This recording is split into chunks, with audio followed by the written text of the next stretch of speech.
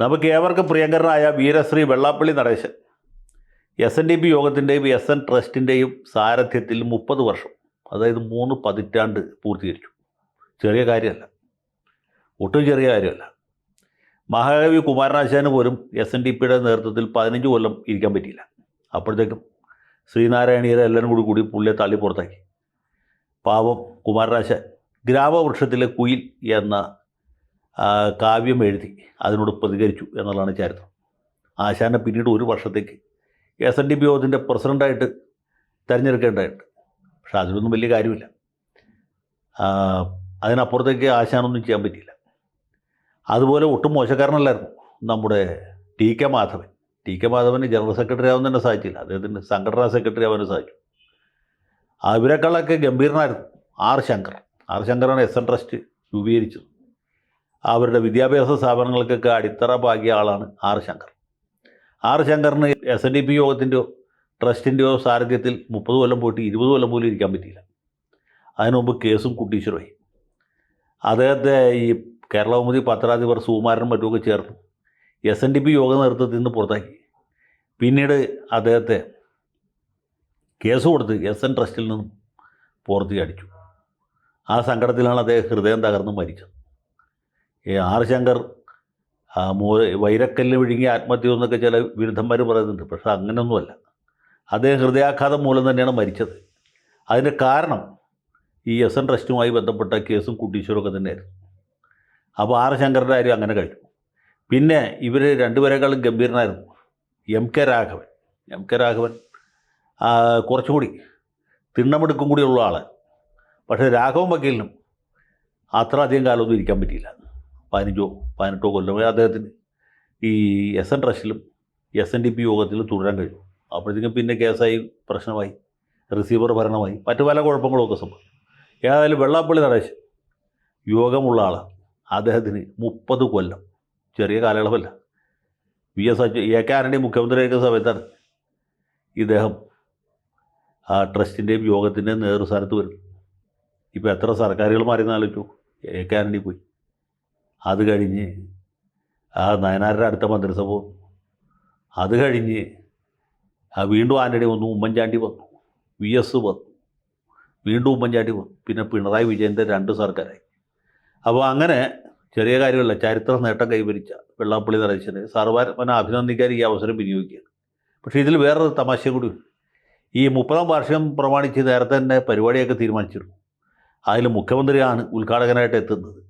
പിന്നെ സ്ഥല MLA കൂടിയായിട്ടുള്ള P. പ്രസാദാണ് അധ്യക്ഷത വഹിക്കുന്നത്. മന്ത്രിമാരായ വാസവനും സജി ചെറിയാനും പങ്കെടുക്കും എന്നൊക്കെ പറഞ്ഞ് നോട്ടീസ് നേരത്തെ ഇറക്കി. പക്ഷെ അതിന് ശേഷമാണ് ഈ മലപ്പുറം ജില്ലയുമായി ബന്ധപ്പെട്ട നടേശൻ ചേട്ടൻ്റെ ചില പരാമർശങ്ങളുടെ അതുകൊണ്ട് ഇവിടുത്തെ മതേതരന്മാർ മുഴുവനും പുള്ളിക്കെതിരായി. മതേതര ശക്തികൾ മുഴുവൻ ഉറഞ്ഞു തുള്ളുകയും വെള്ളാപ്പള്ളി നടേശൻ നിലപാട് മാറ്റണം, ഖേദം പ്രകടിപ്പിക്കണം, മാപ്പ് പറയണം, 101 ഏത്ത വിടണം എന്നൊക്കെ ആവശ്യപ്പെട്ടു. നമ്മുടെ മീഡിയ വൺ ചാനൽ അതിനെക്കുറിച്ച് പലതവണ അടുപ്പൂട്ടി ചർച്ച നടത്തി. പക്ഷേ വെള്ളാപ്പള്ളി നടേശൻ നിന്ന നിൽപ്പിൽ നിന്ന് ഒരു അടി പോലും മാറില്ല. പുള്ളി പറഞ്ഞതിൽ ഉറച്ചു. പറഞ്ഞത് തന്നെയാണ്. ആര് പറഞ്ഞാലും അത് മാറ്റാൻ പോകുന്നില്ല എന്ന നിലപാട് സ്വീകരിച്ചു. അപ്പോൾ നമ്മൾ ഈ നേരത്തെ പറഞ്ഞ മതേതരന്മാരെല്ലാവരും ചേർന്നിട്ട് ഈ വെള്ളാപ്പള്ളിയുടെ ചടങ്ങിൽ മുഖ്യമന്ത്രി പങ്കെടുക്കരുത് എന്ന രീതിയിൽ ഒരു ഫത്വ പുറപ്പെടുവിച്ചു. സാമൂഹ്യ മാധ്യമങ്ങളിലൊക്കെ അത് വളരെ വ്യാപകമായിട്ട് പ്രചരിച്ചു. വാർത്താ മാധ്യമങ്ങൾ അതിന് വലിയ പ്രാധാന്യം കൊടുത്തു. പക്ഷേ ഇതൊക്കെ കഴിഞ്ഞിട്ടും മുഖ്യമന്ത്രിയുടെ മനസ്സ് മാറിയില്ല. പുള്ളി വാക്ക് പറഞ്ഞതാണ്. വെള്ളാപ്പള്ളിയുടെ പരിപാടികളിൽ ചേർത്തലയിൽ പങ്കെടുക്കും എന്ന് മുഖ്യമന്ത്രി നേരത്തെ അറിയിച്ചിരുന്ന ഇനി വാക്ക് മാറ്റി പറയുന്നത് മുഖ്യമന്ത്രിയുടെ അന്തസ്സിന് യോജിച്ചല്ല. മാത്രവുമല്ല, അങ്ങനെ വാക്ക് മാറ്റാൻ പാകത്തിനുള്ള അപരാധമൊന്നും വെള്ളാപ്പള്ളിയുടെ ഭാഗത്തും ഉണ്ടായിട്ടില്ല. മുഖ്യമന്ത്രി പണ്ട് ഈ ആർത്തവത്തിൽ പങ്കെടുക്കും, ഉദ്ഘാടനം ചെയ്യുന്നവർക്ക് പിന്നീട് വരാതിരുന്നു. ആരോ പറഞ്ഞ് പുള്ളിയെ പിന്തിരിപ്പിച്ചാണ്. പക്ഷേ ഇതങ്ങനത്തെ പരിപാടിയല്ല. ഇത് ഇറോ എന്നുള്ള പരിപാടിയാണ്. അത് വെള്ളാപ്പള്ളിയുടെ പരിപാടിയാണ്. മാത്രമല്ല, തെരഞ്ഞെടുപ്പ് അടുത്ത് വരികയാണ്.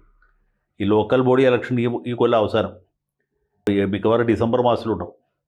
അതിന് പുറകെ നിയമസഭയിലേക്കുള്ള തെരഞ്ഞെടുപ്പ് വരും.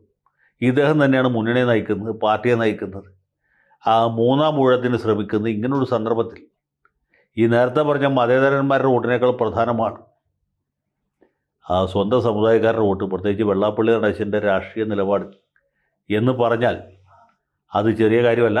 മാത്രമല്ല, വെള്ളാപ്പള്ളിയുടെ പരിപാടിയിൽ നിന്ന് മുഖ്യമന്ത്രി വിട്ടു നിന്നാൽ അതിൻ്റെ രാഷ്ട്രീയ പ്രത്യാഘാതം ഭയങ്കരമായിരിക്കും. ആ ഒരു സ്പേസിലേക്ക് BJPക്കാർ ഇടിച്ചു കയറും എന്നുള്ള കാര്യത്തിൽ യാതൊരു സംശയമില്ല. അതുകൊണ്ട് ബഹുമാനപ്പെട്ട മുഖ്യമന്ത്രി എന്ത് ചെയ്തു? ഈ പരിപാടിയിൽ പറഞ്ഞുറപ്പിച്ച പോലെ തന്നെ പങ്കെടുത്തു. പിന്നെ പുള്ളി നേരത്തെ തന്നെ വെള്ളാപ്പള്ളി നടേശൻ വാക്കുകൾ ഉപയോഗിക്കുമ്പോൾ അല്പം സൂക്ഷ്മത, ജാഗ്രത പുലർത്തണമെന്ന് പറഞ്ഞിരുന്നു എന്നുള്ളതുകൊണ്ട് അദ്ദേഹത്തിന് പിടിച്ചു നിൽക്കാനുള്ളൊരു അവസരം കൈവന്നു എന്നുള്ളതാണ്. ഏതായാലും മുഖ്യമന്ത്രി പങ്കെടുത്താലും പങ്കെടുത്തില്ലെങ്കിലും വെള്ളാപ്പള്ളി നടേശനതൊന്നും വലിയ വിഷയമല്ല. പക്ഷേ മുഖ്യമന്ത്രിക്ക് അത് വിഷയമാണ്.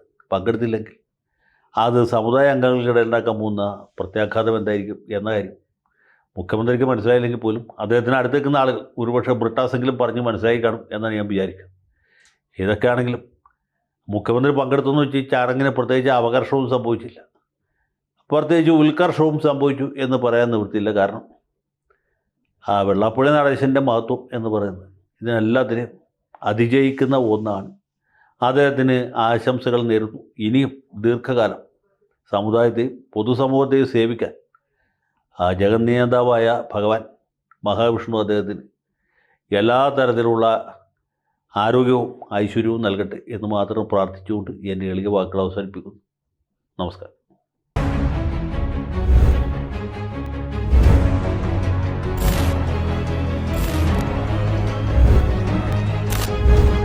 കൂടുതൽ വാർത്തകളും വിശേഷങ്ങളും നിങ്ങളിലേക്ക് എത്താൻ ABC മലയാളം സബ്സ്ക്രൈബ് ചെയ്യുക, ബെൽബട്ടനും അമർത്തുക.